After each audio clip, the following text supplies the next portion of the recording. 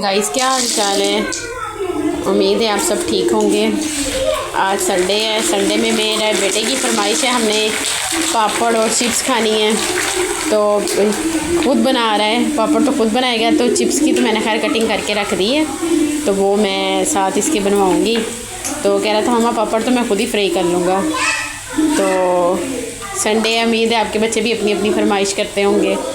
तो सभी लेट उठे हैं, नाश्ता भी समझ ली यही हो रहा है। सब ने वाटरमेलन खाया था। उसके बाद अब ये दोपहर में हमारी गैस का टाइम है, तो अब इनकी ये तैयारी चल रही है।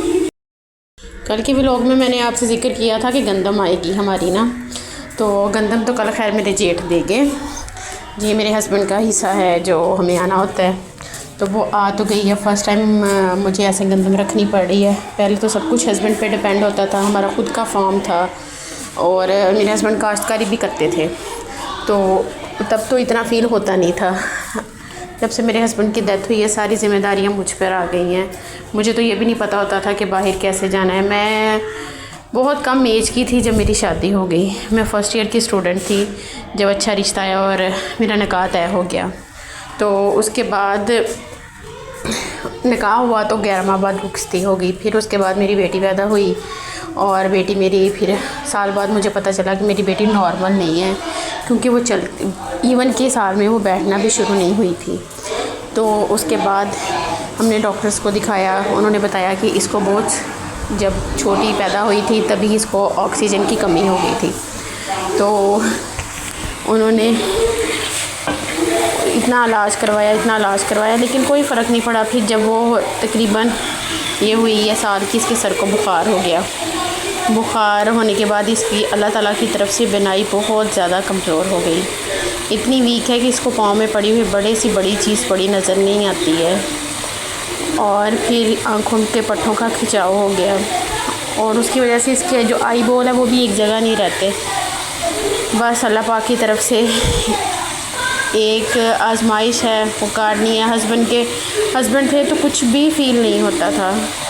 कहीं आना जाना सब कुछ उन्होंने करना, ग्रॉसरी वगैरह हर चीज़ उन्हों की करनी होती थी। लेकिन अब सब की सब जिम्मेदारियां मुझ पे पड़ गई हैं। बहुत मुश्किल होता है। इवन कि जब मैं स्टार्ट में इद्दत के बाद बाहर निकली राशन वगैरह बच्चों का लेने के लिए, घर की ग्रॉसरी करने के लिए, तो ये चीज़ें मैं इतनी ज़्यादा तब टेंशन में भी थी। बाज़ दफ़ा तो कुछ लेती ही नहीं थी, घर वापस आ जाती थी। आईडी कार्ड तक नहीं बना था, क्योंकि जब मेरी शादी हुई तब मैं 18 साल की भी हुई थी। तो अम्मा अब्बा ने कहा कि शादी के बाद ही आईडी कार्ड बन जाएगा। हस्बैंड ने जब उन्होंने कहना मैं तो हूँ, मैं ही तुम्हारा आईडी कार्ड हूँ, तुमने क्या करना है। फिर इद्दत के बाद आईडी कार्ड बनवाया। ये तो जिसके ऊपर बीतती है ना वो ही जानता है कि क्या किसकी लाइफ कैसी है। हस्बैंड के बाद जो औरत होती है ना वो लावारिस हो जाती है, बहुत ज़्यादा लावारिस हो जाती है। बच्चों को माँ मिल जाती है, औरत अकेली पड़ जाती है। और फिर मैं 3 भाइयों की एक ही बहन थी। अम्मा मेरे पास आती हैं, 15 दिन मेरे पास रहती हैं, 15 दिन घर जाती हैं। ज़ाहिरी बात मेरे अब्बू जी हैं इरफान के बाद, वो बहुत टेंशन लेते हैं। वो हार्ट पेशेंट है, इस वजह से अब लाइफ गुजारनी इतनी टफ़ है। बेटा मेरा बड़ा जो है वो 12 साल का है, 7th क्लास में अब हुआ है। बेटी मैंने आपको बताया था प्रेप में है। वो स्कूल जाता है, स्कूल से फिर वो एकेडमी जाता है, फिर एकेडमी से वो मगरिब के टाइम वापस आता है। फिर जो घर के काम होते हैं वो हम दोनों मिलके बाहर वाली चीज़ें इकट्ठे जाके ले आते हैं। अल्लाह ताला बस इनको नेक बनाए, सेहत तंदुरुस्ती लंबी ज़िंदगी दे। हस्बैंड अच्छा ठीक थे माशाल्लाह। अचानक ही 28 रमज़ान 2024 में उनको अचानक ही 28 रमज़ान को सुबह बैठे हुए थे, बाजुओं में पेन हुई, रात 2 बजे हुई। वो मैदे का ही पेन समझते रहे। उसके बाद फिर वो सो गए। हमने सैरी करके उसके बाद 6 बजे उठ के वो बाहर आए हैं। फिर कहने लग गए कि आयशा मेरे बाजुओं में पेन हो रहा है ना। मुझे कहते जाके, हमारा खुद का मेडिकल स्टोर था गांव में, मेडिकल स्टोर था। उन्होंने कहा कि जाओ जाके बीपी ऑपरेटर्स लेके आओ। मैं बीपी ऑपरेटर्स लेके आई। बीपी भी माशाल्लाह बिल्कुल ठीक था उनका। फिर उन्होंने अपनी ज़बान के नीचे गोलियां रखी। मैंने उनको बहुत मिन्नतें की कि चलें आपको डॉक्टर के पास ले जाते। मेरा बेटा तब वैन से आता होता था स्कूल। वो नहीं माने ना, कहते मैं ठीक हूँ, मैं 60-70% ठीक हूँ, मैं ठीक हो जाऊँगा, तुम क्यों टेंशन लेती हो। ऐसे ही बातें करते रहे। फिर बड़े भाई को बुलाया, उन्होंने ज़िद की कि तुम्हें लेके चलते हैं। वो गाड़ी लेने चले गए। पीछे से वो माशाल्लाह खुद चल के वॉशरूम गए हैं। मैंने उनके गले में साफ़ा डाला, मोबाइल दिया। मैंने कहा मुझे कॉल करना, मुझे किसी ने कॉल नहीं करनी, मुझे अपना बताना। कहते हाँ मैं तुम्हें बताऊँगा। इतना कह के बाहर आके चेयर पे बैठ लिए। चेयर पे बैठे हैं, बाकी लोगों को पता चला कि तबीयत ठीक नहीं है, सब पता करने आने लग गए।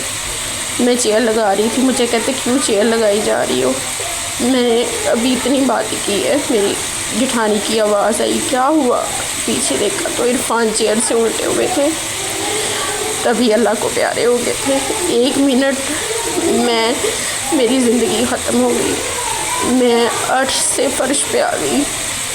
उसके बाद मुझे नहीं पता कि खुश रहना किसको कहते हैं, खुशी क्या होती है।